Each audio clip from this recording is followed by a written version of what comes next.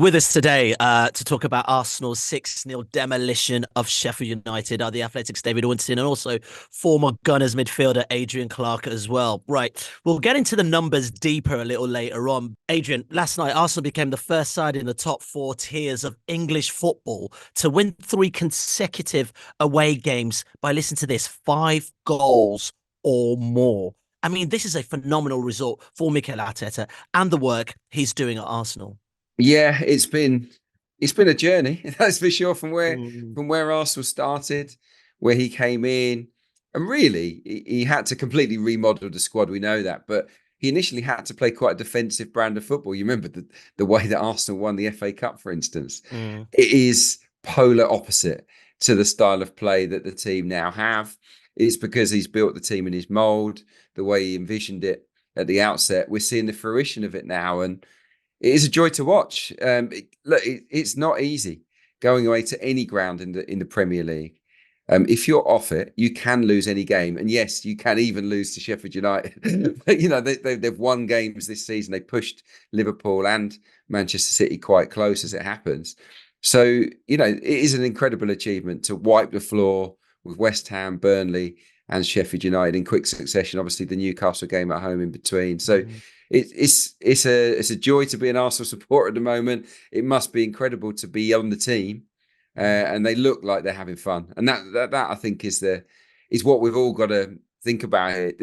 Moments like this don't last forever. You just got Mm. to enjoy Mm. them, and Mm. it really looks like the Arsenal players in particular are just loving it. They're in that sweet spot. Yeah, David, look, Sheffield United have shipped in a ton of goals. What, in the last 2 or 3 matches alone, I think 5 goals or more in the last three games in each game.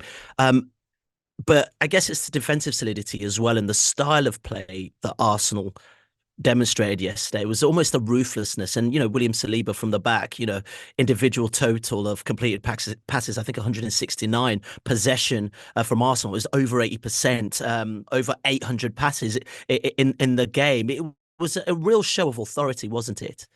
It was immense. And yeah, you can point to Sheffield United's record, but big teams across the division have struggled against them, either home or away this season. Mm. They may have still won, but not by such scorelines. I think Newcastle put a number past them, and particularly of late, they have been leaky. But, Adrian will be able to tell us better, but the notion of playing last on a Monday night after seeing your main rivals at the moment for the title come through unscathed is not easy. All expectation is on you. And Declan Rice spoke after the match about the sort of hunger they had to get out there and put a big win on the board. And that's a mentality shift that I think we're seeing that taps into a year older, wiser, more experienced, and as Jorginho said, more mature. So the mindset is just to go and win every match without apprehension or inhibition. And I've got to come back to a point Adrian made, the sort of genesis of this project from Mikel Arteta. He came to Arsenal, his first number one job in management. It was a really difficult period that then hit, obviously COVID. They won the FA Cup, but subsequent to that, there was huge scrutiny externally over his job. But he had a clear vision in conjunction with the likes of Edu, who is now the sporting director, his staff. They've stayed very tight despite losing Steve Round. It's a nucleus that clearly trusts each other. In terms of the development from a footballing point of view, there were some grumblings about style of play, certain players, but they've transformed the dressing room in terms of names and characters. There's been a massive overhaul. Do you remember that January where they were paying players to leave? Deadwood, bad apples, call it what you like, but they knew exactly what needed to be done. It was probably a pretty horrible period because you're seeing the likes of Manchester City and Liverpool excelling at that point, and you're doing what actually Man United are doing now, and Liverpool are going to have to do it, and Manchester City maybe even at some point Pep Guardiola. But they had great faith and credit where it's due to the ownership, the Cronkies, for backing that. And now it's come to the point where last season they were competitive. And you point to the defence. That was already developing with William Saliba coming back from 3 loan spells, which I suspect placed some uncertainty over his future, maybe in his mind. Alongside Gabriel, there was uncertainty over his future last summer, but they kept them together. They signed William Saliba to a new contract. That was one of their best pieces of business last summer. But that summer was absolutely monumental. Yeah, previously they brought in Gabriel Jesus and Alexander Zinchenko. Arteta said that Jesus changed our world. But I actually think the summer of 2023 was far more fundamental to break the British transfer record, to bring in Declan Rice. I'll come on to speak about him more if you like later, but I think as things stand, PFA Football Writers Player of the Year, and I can elaborate on that. Jurriën Timber, I think, was the perfect signing. It's just unfortunate with what's happened injury-wise, and he's going to make, I've no doubt, a massive impact coming back. Kai Havertz, despite what people say about him, and we did a full-length podcast on him in November, Arsenal are absolutely delighted with him and what he brings to the team. Adrian's written a piece on the Premier League website about him, and I would urge people to go and read that. He delivered once again. And David Raya, so much scrutiny that Mikel Arteta favoured him over Aaron Ramsdale. Ramsdale so popular and performed well, but Raya was the one he always wanted. And now I think he's leading the way on Premier League clean sheets. Arsenal have now the best attack record in the Premier League, the best defence record in the Premier League. They have got massive assignments ahead. But there is something different about them this year. People I speak to at and around the club felt that last season they were going to tail off. I don't know why, but that was their sense from working in and around the place. Perhaps the Saliba injury, which was crushing. This season, at the moment, Arsenal have players actually coming back from injury. And so their fitness is in good shape. And yes, those games that they still have to play, Manchester City, 31st of March, they've got Tottenham, they've got Manchester United and others. They've already beaten Manchester City once this season. They didn't do that last season.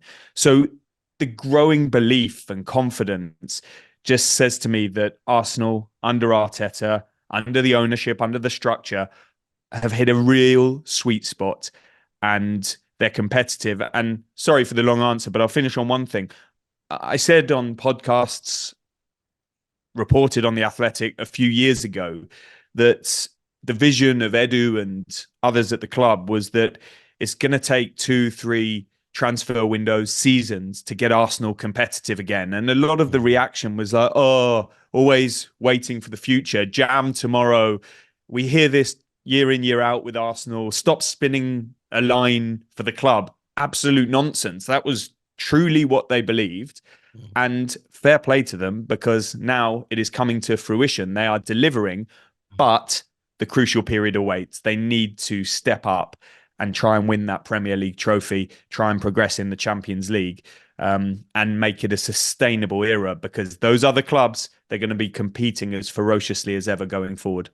Yeah, I got to say, David, that was one of your better monologues. You were in your zone of genius at that point. Thank you. You still awake? I'm still here, man. We're still here. Let's bring Adrian in. Adrian, very quickly, just trying to surmise. No, I'm not going to go quickly. Are you sure? Are you sure? Okay. All right. Well, just give me something. Give me something. Just to surmise, really, what David was saying in many respects. Arsenal have to go all guns at this moment in time, and there is a difference in sort of the mentality as well. I think, sort of compared to last season, where at this time last season you saw a real drop off mentally. And Mikel Arteta said, in terms of having to win every game now, you look at what's happening at Manchester City, you look what's happening at Liverpool, and they just seem to be grinding out these results. There is no opportunity now, even if you look at those games ahead, that Arsenal can even afford to lose anything at this point, and that's a massive pressure. Yeah, there is a pressure, but there's also pressure on City, and there's pressure on Liverpool as well. They're 3 outstanding teams, 3 truly brilliant teams. This Arsenal team is, without doubt, the best since the Invincibles. There's no question about that. This time last year, I think Arsenal were happy to be in the conversation, happy to be there, but no one, I still don't think everyone really believed that they were good enough to go on and lift it. This time around, it's different. The team are stronger. The platform that Declan Rice has brought us has added plenty. Kai Havertz has given the team a new dimension. And yeah, provided injuries don't bite, I have faith that Arsenal can stay the distance. The trouble is they're up against two teams that know the course, that know the distance as well, and that they're going to be incredibly tough to overhaul. But they're good enough to do it. This Arsenal side is good enough to be champions. I have no doubt about that. I think everybody can see it. They're scoring an incredible amount of goals. They're barely giving any shots away. But now they have to go to the big stadiums, the big games, and deliver. Manchester City away. I think Arsenal will probably have to win at the Etihad in order to lift the title this season. But I've never felt more confident that Arsenal are capable of winning at the Etihad than I do right now. Yeah, well, Adrian mentioned goals, and David, look, since January, that training camp in Dubai, Arsenal have won 7 out of 7, right? Scoring 31 goals. I mean, I don't know what kind of insight you've got, but what on earth were they doing in Dubai? Sorry to disappoint people, but they didn't do anything spectacular, is my information. They had a change of scenery.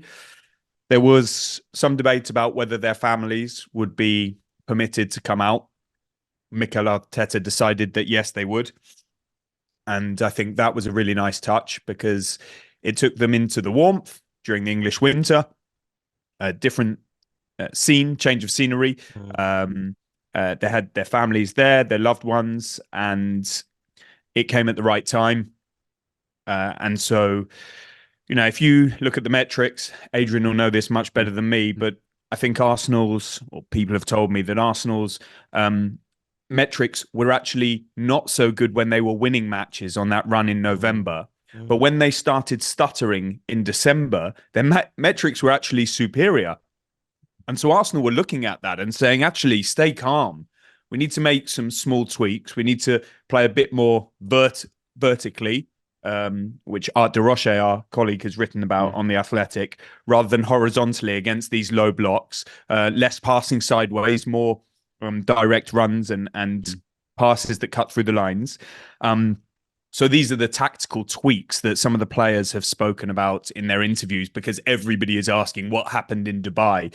I have checked about, you know, whether they had some special meetings or worked on different things in training, some extra set pieces or whatever. But no, not really. No sort of magic formula. But it came at the perfect time. Do look back if you want at games such as Liverpool in the FA Cup and Aston Villa and others. I'm not sure about Aston Villa, but definitely Liverpool in the FA Cup and some of the other games where they stuttered. One of the themes of our reporting was that they're creating hatfuls of chances. They're just not finishing them. It was sharpness, David, I think. Yeah. I think that team needed a break more than any other team. And I think that mentally and physically, they were just a bit jaded. So they would... The structure was there, the building blocks were there for good performances, but that edge you need to open up teams, that little bit of extra brightness or that explosiveness to run in beyond and to make the difference, I think was dulled at that time. They had the break and they've come back fully refreshed, and I think now we're seeing what a fit and firing Arsenal are capable of. So I think because when you play Arsenal's brand of football and you're not physically or mentally sharp, it's obviously not going to be the same. You know, it's going to be easier to defend against. Yeah, you've got to be on point. And it was quite interesting. I was on a flight back from Dubai and they were showing the Arsenal game live against Crystal Palace. And that was their first game back after the break. And I don't know, it didn't really invigorate me like it seems to have Arsenal. But they clicked. They had that mental and physical and technical sharpness that Adrian talks about back, and almost like that, you know, restored their belief in what they already had inside them and what they were already doing. And the goals have flowed ever since. There's been far less conversation about needing a new number 9, although we will come on to speak about that because it hasn't gone from the agenda. And now they've got that that quality that you just can't buy, and it's self-confidence, and that marries up with their existing abilities, and it forms a potent concoction that is serving them well for now. But they'll be fools to show any complacency because there is really no margin for error. When you talk about self-confidence, Adrian, Kai Havertz comes to mind for me anyway, considering where he started the season to where he's at right now. And I read that piece you did for the Premier League about his style of play and actually what he brings to the squad. You know, we interviewed Jorginho and he was saying, you know, if you know ball, you know, Kai Havertz, you know, is a good player. Just talk to me about how Mikel Arteta has used him from the early stages in the season to where we are at right now, because he's scoring in abundance and also contributing to the goals as well. Yeah, he's fully integrated now, isn't he? Yeah, at the start they played him basically in the sort of like for like Granit Xhaka position, and it's a new role for him. And it was a new midfield configuration with Declan Rice in there as well. And I think it was just all a little bit sluggish in terms of, you know, the movements, the combinations, the chemistry wasn't really there. And he himself was a little bit timid, I think, in the early weeks and lacked a little bit of full confidence. It needed the winner at Brentford for me. That was the big moment. That was the moment where he really arrived, popped up at the far stick to give Arsenal the 3 points. And from that moment on, his numbers have gone through the roof. And also Mikel Arteta has begun to use him as an interchangeable centre forward, which I love. I love that vision really to have that, because Jesus, he's never a number 9. He's a guy that kind of plays up front but goes everywhere. Trossard's the same. And what he said to Havertz is, you can do that too, but you'll also provide that physical presence. So what we've seen is Arsenal going a little bit longer against good pressing sides into Kai Havertz, who can hold it for people. We've seen him drop in, and Trossard or Saka or Martinelli fill the hole up front. Even Ødegaard, they've played as twin false 9s on occasions. He's just grown. Everything about him has grown. His off the ball work is great. It's brilliant in terms of the defensive side, but it's the off the ball runs, and you'd have seen this in the piece. I think only Eddie Nketiah averages more off the ball runs than Kai. But the intelligence of Kai Havertz off the ball runs are just outstanding. We saw it for the goal that Ben White scored, the 10,000th goal in Arsenal's history. Spins into a lovely little channel. Jorginho picks him out. Great touch. Ozil-esque in the way he brings it down, and then he tees it up for Ben White. He's the finish left-footed that he scored from was fantastic as well. So now he is basically 2 players rolled into one, isn't he? He's a striker, but he's a floating number 10, and that's the type. And but he's also got that physical presence. And Arsenal are a big team now, and I think Mikel Arteta wants them to be a big team. So yeah, he ticks so many boxes, and yeah, I think no one's talking about the transfer fee, are they, at the moment? It's all gone very quiet on that front, because for me, he is justifying the outlay now. Yeah, very similarly, David, no one's talking about that Declan Rice transfer fee either. I mean, you look at, he's now on double figures, I think 5 goals, 5 assists this season, which is insane compared to what he was doing at West Ham. Havertz and other players seem to have freed up Declan Rice the opportunity to actually get in the box and contribute to the goals as well. But also, let's not forget his set piece. His set pieces this season have actually been really, really vital to Arsenal scoring. Let's not beat around the bush. Declan Rice is the game changer for Arsenal. And whether it proves to be decisive in this season's title race or not, we don't know. But he's the perfect signing. He was exactly what Arsenal needed. He has it all. He has improved in areas that he needed to. From the very moment that he joined the club, you started to hear how quick a learner he was on Mikel Arteta's tactical instructions and strategies, really hungry and eager to take feedback on board. And it was striking to people watching inside the club at how quickly he implemented it. Whereas some players tend to take a little bit of time. He exudes confidence he has shown leadership qualities that Arsenal were lacking. Was it the winning goal against Manchester United, or the decisive one anyway, that put them 2-1 up, and many other moments? There have been slight worries for the fans when I think there was a back injury that kept him out of maybe the Bournemouth match, and you know, that shows you how precious he is even in those early days. But he's continuing his record that he's shown for West Ham of England, and England have always. He's continuing that record he showed at West Ham and has for England of almost always being fit and available, always wanting the ball. There are developments that will come naturally in his game in terms of that transition from defense to attack and being really proactive. You know, some people put these clips on social media of the way that Rice takes the ball from defense and passes it to another defender, whereas Thomas Partey will pivot instead of playing it to another defender and make his way upfield, taking nothing away from Partey. But I've seen that from Rice as well, and he's adapting his game and becoming the fulcrum of Arsenal's team. There was much conversation around whether he could add goals to his game and whether he had it in attacking areas. I was always told that he would like to play in that number 8 role and further forward, but David Moyes at West Ham and Gareth Southgate in England couldn't do without him in the number 6 position. He spent a lot of time in the number 6 position for Arsenal, but then more recently he started to push up and add goals to his game. He's doing everything that people are asking of him, and they will have a decision going forward from the summer onwards with possible departures and arrivals of whether they do see Declan Rice long term as a number 8 who drops back into a more defensive position when Arsenal are defending, or whether they see him as a 6 going forward and actually they recruit an 8. If it's a 6, I think they love Martin Zubimendi. If it's an 8, there are many options, and I'm not aware of names. But I touched upon it earlier. When you look at players who have impacted their team this season, and I love the likes of Virgil van Dijk and Trent Alexander-Arnold, Mohamed Salah, switching to Man City, you know, Erling Haaland and Kevin De Bruyne when they're fit and available, unbelievable. Phil Foden rightly being talked about in glowing terms.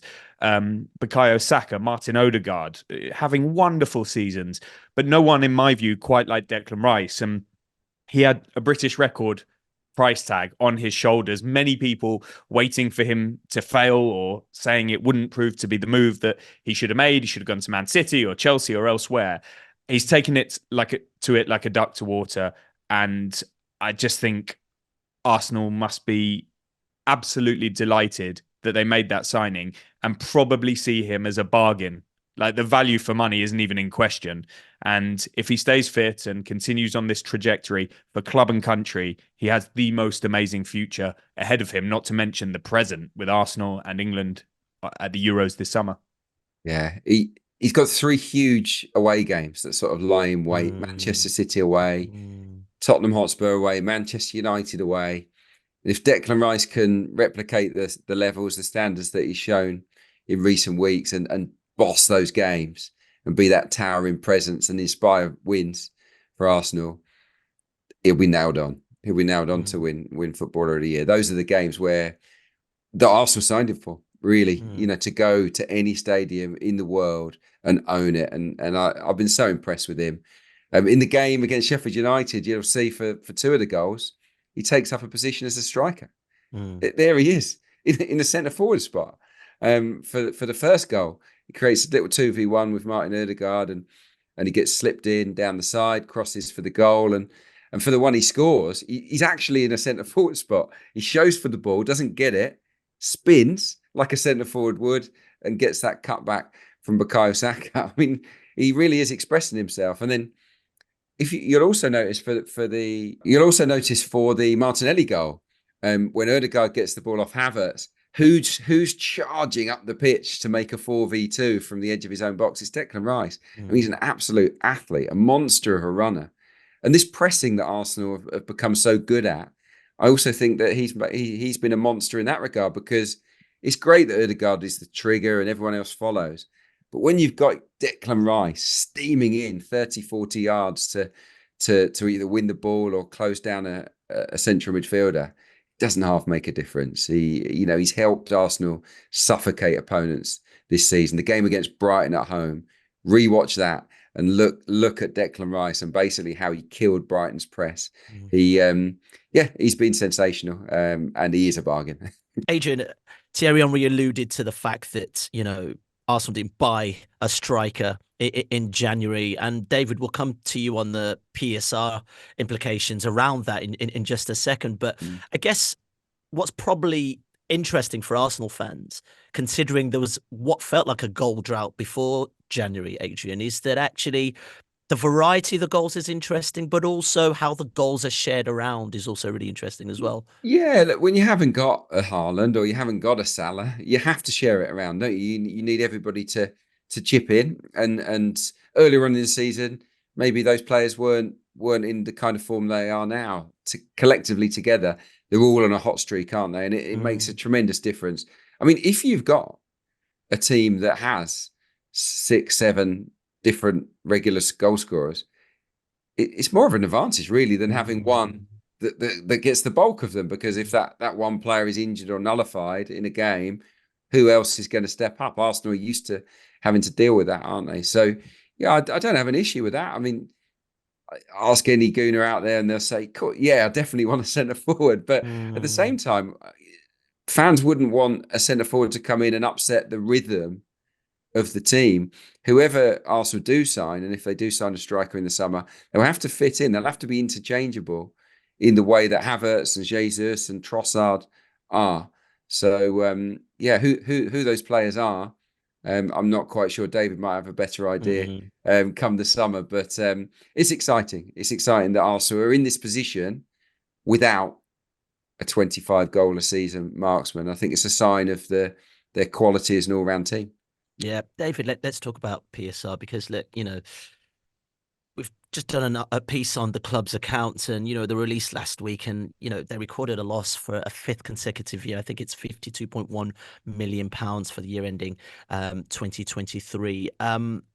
Is it fair to say that for those reasons, Arsenal probably couldn't conduct any kind of business in January? But also, what does that mean for the kind of pot of money they have available in the summer? Yeah, that's a good piece by James McNicholas on The Athletic. So people should go and read that for the details. But it paints a picture of a club that continue to rely on support from their ownership, KSE, the Kroenke family. And fair play, because there were years of accusations that they didn't care about Arsenal and they didn't spend any money. But since they've taken sole ownership from the club and won that battle against Alisher Usmanov, they have invested very heavily. Arsenal would like to get back to their self-sustaining model, but clearly it's a challenging task ahead, and it is for many clubs as well. So there has been a bit of leeway. However, because of how these financial accounts are calculated, there are still more costs that need to apply to the next set of financial accounts, etc. For example, the new contracts for William Saliba and Martin Odegaard. And by the way, on that, the way they've managed the contract situations has been so impressive, tying down all of their key players, Bukayo Saka in there as well, previously Aaron Ramsdale. And they've got a couple more on the horizon, like Tomiyasu and Ben White. Arsenal used to be a bit of a laughing stock. They left it too late to negotiate contracts, but they're spot on with that. And they got a deal done for Ethan Nwaneri at youth level too. So clearly very switched on, and some credit there to Richard Garlick too, because he has now been elevated, well, he will be in the summer, to managing director when Vinay Venkatesham leaves as chief executive. But it's clear with the investment that came around Jurriën Timber, Declan Rice, Kai Havertz, and David Raya, that they were very close to the line, illustrated by the fact that David Raya could only be done as a loan with an option to buy. We expect that option to be taken when Arsenal are in a financial position to do so, but it wasn't some kind of pretense in January that they couldn't spend money. They really didn't have the maneuverability.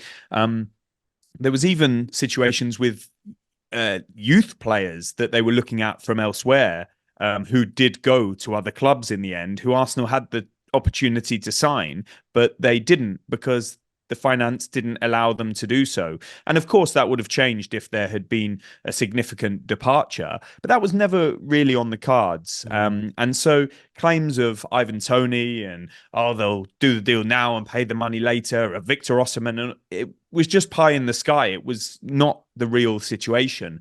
And those problems don't go away, but if Arsenal manage things correctly, they'll have some opportunity to do some significant business in the summer.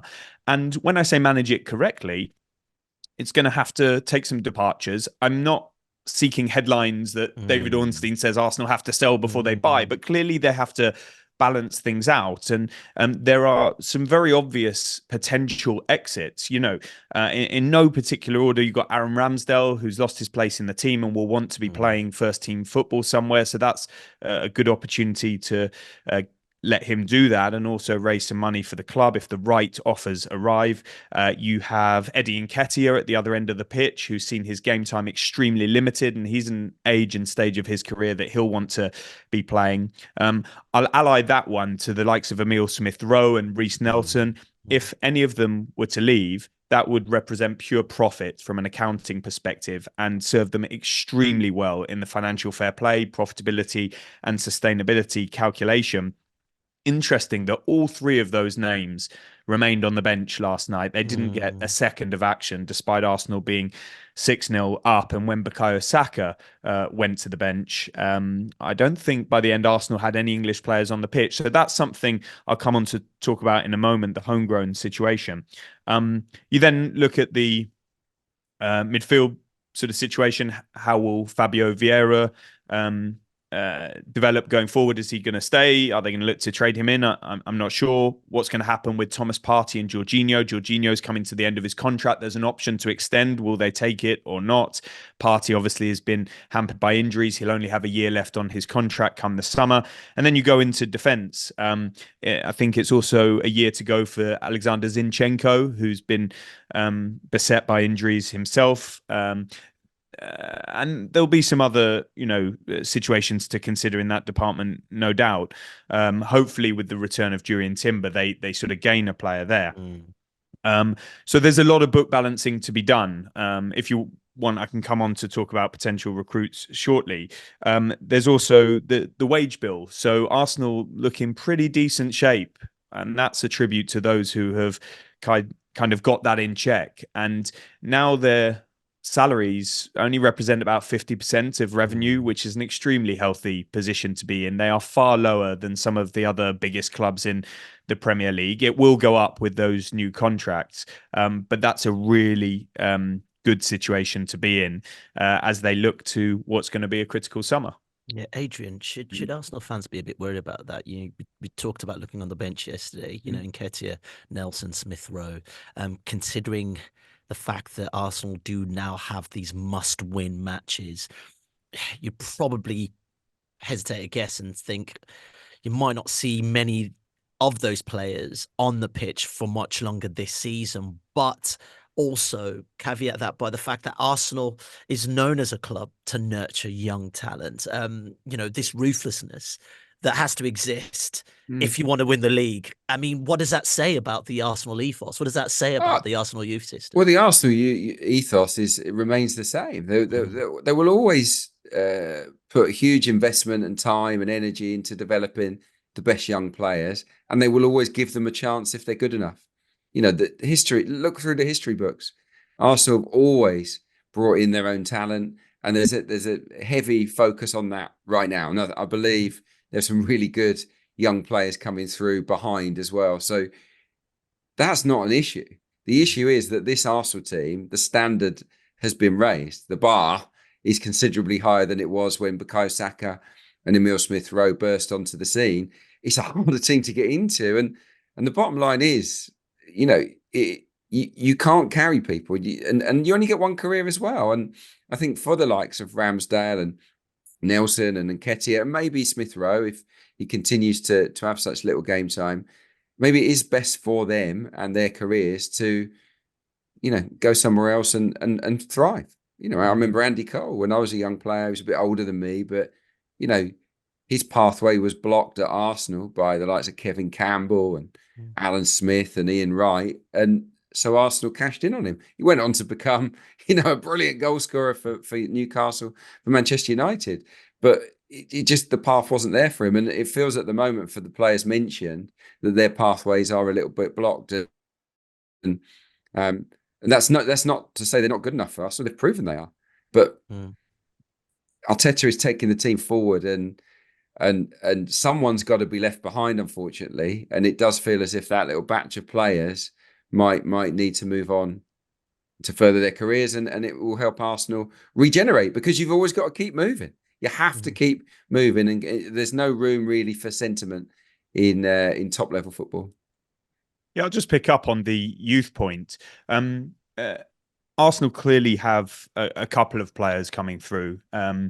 Ethan Nwaneri, who has had some game time. Miles Lewis-Skelly, who has been on the fringes of the first team. They're very young, and you trust Mikel Arteta to integrate them when the time is deemed right.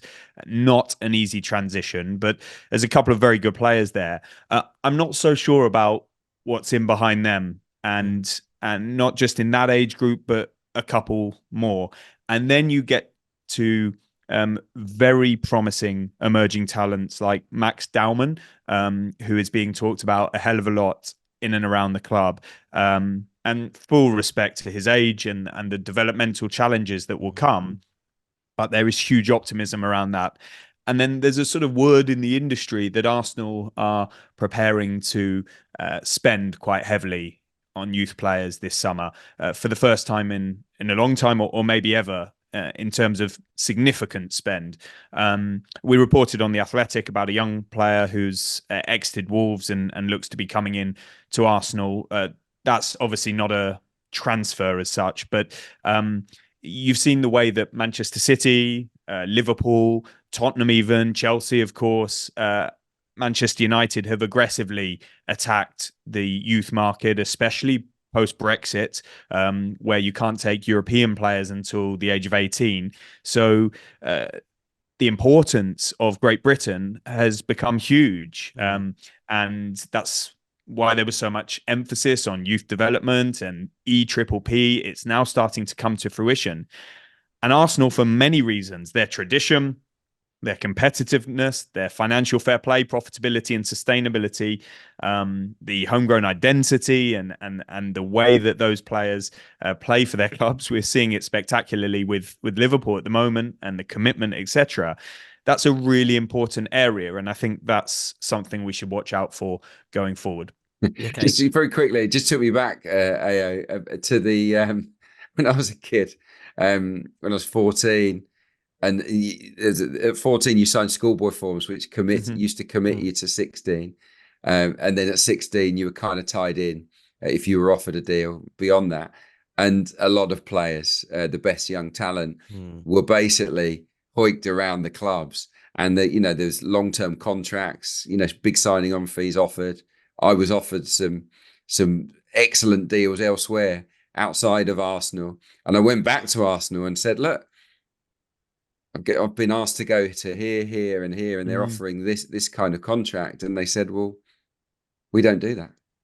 Do you want to play for Arsenal or not? We believe in you. We think you've got what it takes, but you've got to show us that you're good enough to play for us. And we think you can do that here. And I did it. And I'm glad that I did it. But that was the Arsenal way. They've always been a little bit more traditional. They've not wanted to get into that rat race of spending money on kids who might not make it.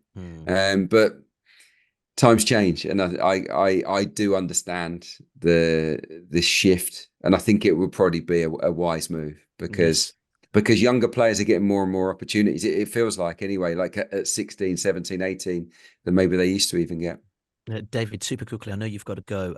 Striker situation, I have to just ask you because, Pep Guardiola did win the league without a recognizable number 9. It can be done, but you'd like to think it's a space where Arsenal would be looking to invest in, surely.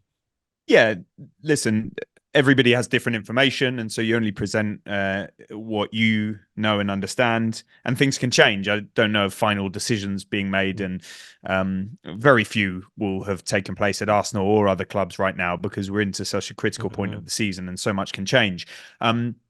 But as far as I know, a striker is the main priority heading towards the summer, and Arsenal will have done a huge amount of work on this area, spanning a long way back. And um, you do hear names like Benjamin Sesko and Victor Gyökeres and Evan Ferguson. Although I might just caveat, Ferguson's not had the best season, and some in the recruitment world feel that's the perfect time for a club to come and take a player like that when the value may have dipped a bit and try and reinvigorate them.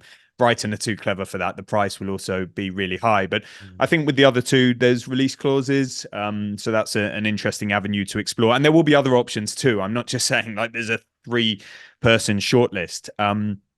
But that's definitely an area of focus, and of course there will be contingents on possible departures, and let's see what happens with Nketiah, even Jesus, who's had a rough time of it on the injury front as well. And then as you go back into the team, we talked a little earlier about decision to make in the 6 and 8 department, and players like Zubimendi, and there will be others if there's the 8 that wants to be recruited, but we'll have to see on that. There's been this long-term conversation about some backup for Bukayo Saka, Gabriel Martinelli, and no breaking news here that they like players such as Pedro Neto. They're not the only ones who like Neto. Manchester City, if Kevin De Bruyne was to leave, for example, and Phil Foden moves to the 10, then somebody like Neto might be sought for the wing position. Liverpool quite like him, but there's a lot of uncertainty there with Klopp and sporting director. Dan Ashworth and Newcastle like him. I don't know if he would see Newcastle as the step up from Wolves. Who knows? But then Dan Ashworth is moving to Manchester United. Does he take that sort of interest with him? Tottenham have been linked with him. I'm not sure. The price that I understand Wolves are looking for, 80 million, would be the sort of thing that Tottenham would go for. And I don't think on any of these there's been actual movement yet, but he's a player to watch in the market for the summer. Arsenal will have other options too, no doubt. They'll have lists of players, and I don't know if they'll go for Neto again. And then, in the defensive area, let's see what happens with potential outgoings and whether somebody comes in. If Ramsdale leaves, they'll need a backup goalkeeper. But I think we need to pay attention to the striking department, and Arsenal have delivered in recent transfer windows, whether it be their first choice, whether they go for something different, how Mikel Arteta sees it going forward, whether it's experience, youth. Adrian's talked about using Kai Havertz in that role. So much to be decided. But when Edu said in broadcast recently that they have their plans and thoughts in mind, I have no doubt about that. And that's what they should be doing. They should be well prepared, and it should be a pretty exciting few months ahead. Okay, David, I know you've got to go. We've squeezed you dry of info. Please. So who is it? So it's Sesko, Zubimendi, and Neto. Yeah, they're coming. Yeah, he said it. Yeah.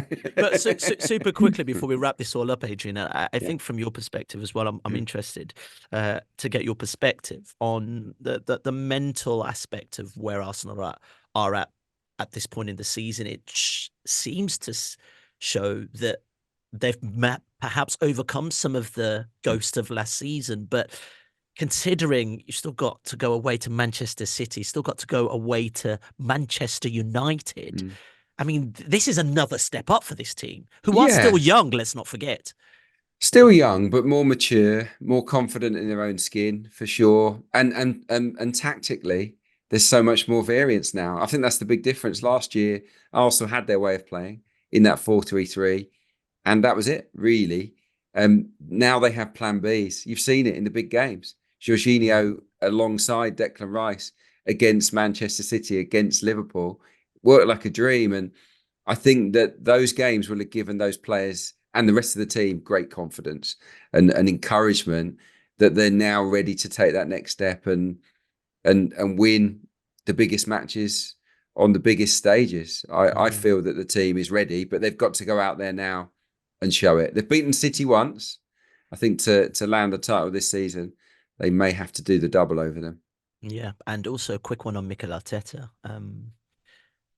I guess Arsenal are still into competitions, but two of the hardest Yeah, competitions in Europe. Yeah. Let's face it. Do you feel this club, this team, can win something under Mikel Arteta? I mean, it's still his first managerial appointment. Let's not forget that. But after the FA Cup win, European levels for Mikel Arteta, let's face it, haven't been the greatest. But do you feel there is something brewing for Mikel Arteta at Arsenal? Yeah, of course I do. I think anyone with eyes can see that this Arsenal team is becoming a special Arsenal team, and not just a special Arsenal team, but a special team full stop, that is good enough to be champions, that potentially is good enough to win the Champions League. But the issue they have is not in-house. It's the teams they're up against, the forces they're up against. When Manchester City are in the competitions you're trying to win, you're never going to be favourites. But in my mind, this Arsenal team has the quality and the mentality and now the depth to compete for those two big prizes. And that is a world away from where we were 2 or 3 years ago. So it feels great. Yeah, Adrian, really appreciate your time. And also David, who had to pop off as well. Now, don't forget to rate and review the podcast. And we'll be back with another episode tomorrow. Thank you so much for listening.